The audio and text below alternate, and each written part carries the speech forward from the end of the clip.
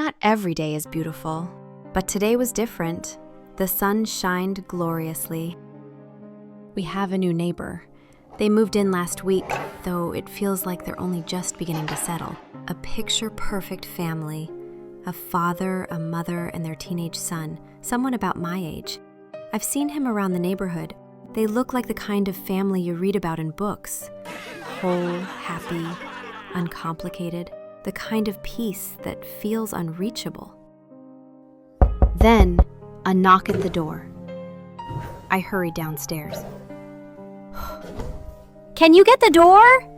But my mom is already there. Standing in the doorway is a woman, radiant, glowing, wearing the kind of smile that looks effortless when life is good. She's the neighbor. She talks to my mom with ease, and just behind her is her son. He looks like he'd rather be anywhere else. Dragged along, quiet. Apparently, he's starting at my school, and he needs someone to help him find his way. My mom, of course, was more than happy to help. Before I knew it, she was urging me to get dressed so we could walk to school together. I hurry up to my room, grab my bag, and sprint back down. I tried to be kind.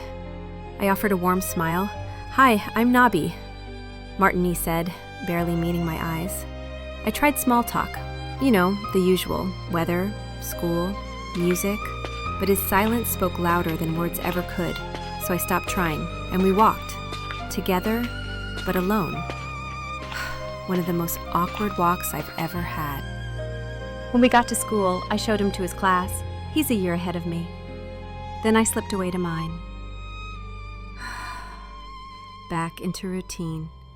Back into the quiet hum of days that all blur together. The day ends like any other. David and I are heading home when we run into Martin. Before I can even say hi, he turns his gaze away and walks past like I don't exist. "You know that guy?" David asks. "Yeah," I reply. "He's my neighbor. We even came to school together this morning. But he's a bit off." David chuckles, but it's not really a happy laugh. "He wasn't always like that, you know." I glance over, surprised. "What do you mean?" "Last year," David says quietly. He lost his brother in a car accident. They were together, but only Martin made it out. He blames himself for the accident.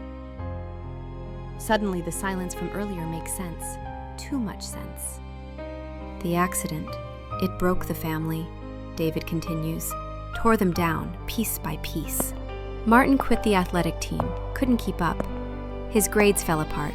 His mom, she had a breakdown at work. Lost her job after almost hurting someone. Spent 3 months in a mental hospital. His dad took on everything.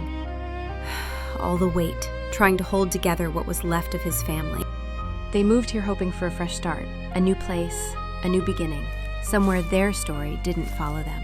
But bad news, it spreads like wildfire. And now, even here, where no one was supposed to know them, their ghosts still trail behind. A family I thought was perfect was just as bruised as the rest of us.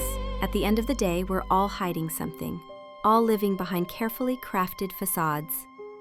Truth is, we're just mirrors of each other, cracked in different places. And maybe the grass was never greener on the other side. Maybe it just looked that way from far away, before I got close enough to see the weeds.